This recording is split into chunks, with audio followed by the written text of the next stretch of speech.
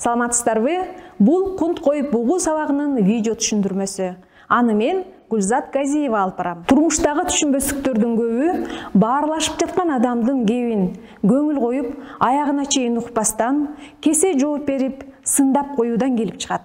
Албетте, угуу маданияты калыптанган жерде бири-бирин түшүнүүчүлүк, сыйлоо, урматтоо сыяктуу мамилелер өркүндөйт. Анда эмесе турмушта көп кездешкен мисалдарга көңүл бөлгүлө.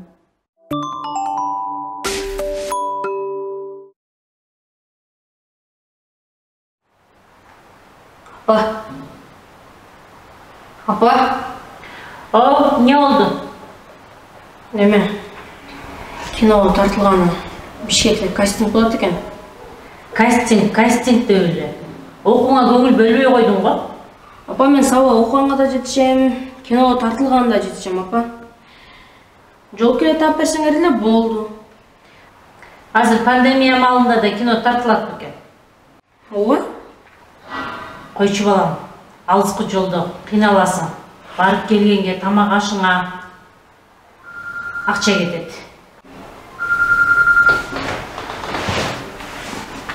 Азыр мен документтердин баарын алып барып.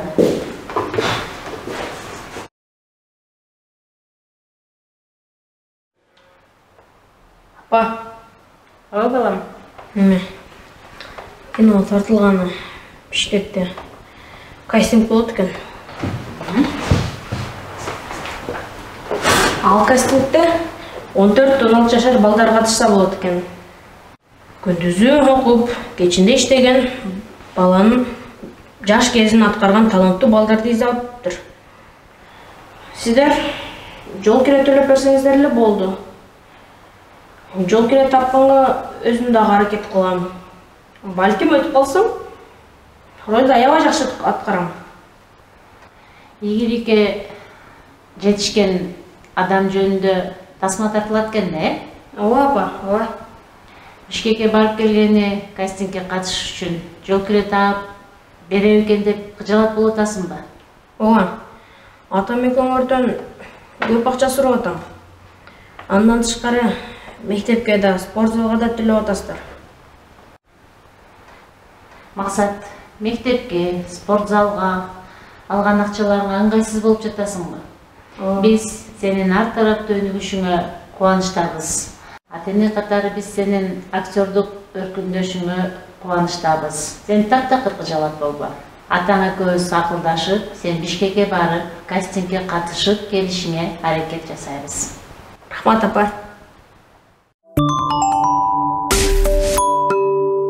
Эми силерге кунт коюп бугуунун ыкмасын көрсөтүп беребиз. Кунт коюп бугуу ыкмасы 3 баскычтан турат. Эки кулагын сизде, кайнатып чыгуу, сезимдерин чагылтуу. Эки кулагын сизде. Маектешип жаткан адам бүт дитин айтуучуга буруп, ага тоскоолдук келтирбей, кулак салып угат. Кеңеш бербестен, дене кыймылы, үн коштоо менен колдоп, керек учурда тактоочу суроолорду берет. Кайнатып чыгуу баскычында айтуучунун окуясын угуучу өз сөзү менен кыскача гана баяндап, тактоочу суроолорду берсе болот.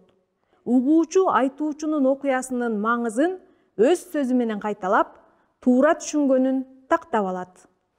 Ал эми сезимдерин чагылтуу баскычында угуучу кеңеш бербей, сын такпай, айтуучунун сезимдерин өз сөздөрү менен чагылдырат. Эске тутуңуздар, кунт коюп бугууда айтуучунун пикирин эч качан баалабаңыздар, сындабаңыздар жана кеңеш бербеңиздер. Кунт коюп бугуу чыр чатактын алдын алат, адамдардын бири-бирине ишенимин бекемдейт. Анда эмесе түрдүү кырдаалдарда ата-энеңер, жакын туугандар, достор менен маектешкенде кунт коюп бугууну колдонуп көргүлө.